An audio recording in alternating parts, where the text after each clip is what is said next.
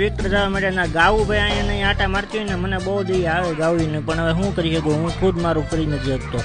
Channel monetise થાય એટલા માટે ગાવું માટે કંઈક તો કરવું છે એવો વિચાર તો છે, પણ જોઈશું આગળ. ગાવુંને રેડી તો રખડવા દેવાની તો છે જ નહીં, પણ હવે આપણે શું કરી શકીએ. અત્યારે મારું ખાઈને ખાવાનું માઇન્ડ થાય. પછી ભાઈ જે ઘંટીએ દોણું દોડાવવા માટે અને ભાઈ પછી થાકી ગયા તને આવી ગયા ઘરે અને ઘડીક લાંબો વાહો કરી નાખ્યો. પણ દોસ્તારને એમ થતું એક મારી ઘંટી કેમ નથી, તમારી ઘંટી આવવાનું એ જ રીઝન છે કે અમારે અહીંયા હટાણું બાજુમાં લેતા હતા, બાજુમાં તમારી ઘંટી છે એટલે દળી નાખતા હતા. અને પિતાશ્રીનું આજ્ઞાનું પાલન તો કરવું જ પડે. સંજયભાઈ વિડીયો જોતા હોય તો કોમેન્ટ કરી નાખજો.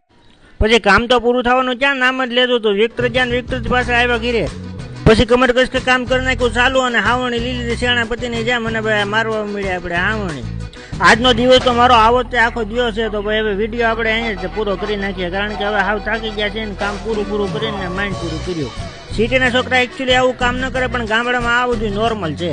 ને એ ભાઈઓ બધા ભાગશાળી છે કે જેને હગી બેન છે. મારે પાસે બેન છે નહીં હગી, કાકા દાદાની બેનું છે, પણ એ તો હાહરીએ છે. ખેર એ બધું તો હાલતું રહે, પણ હવે આપણે વિડીયોનો કરી નાખીએ એન્ડ. તો આશા છે આજનો બ્લોગ તમને ગમ્યો છે. ગમે તો લાઈક, કોમેન્ટ, શેર, સબસ્ક્રાઈબ કરવાનું ભૂલતા નહીં. મળીએ એક નવા બ્લોગમાં. ત્યાં સુધી હર હર મહાદેવ, જય માતા. નલ ચેનલની નવા જો તો સબસ્ક્રાઈબ કરી લેજો અને બેલ આઇકન દબાવી દેજો, જેથી કરીને તમને આવનારા વિડીયોની નોટિફિકેશન મળતું રહેતા હોય. જય માતાજી. કામે પૂરું અને હું પૂરો અને વિડીયો પૂરો.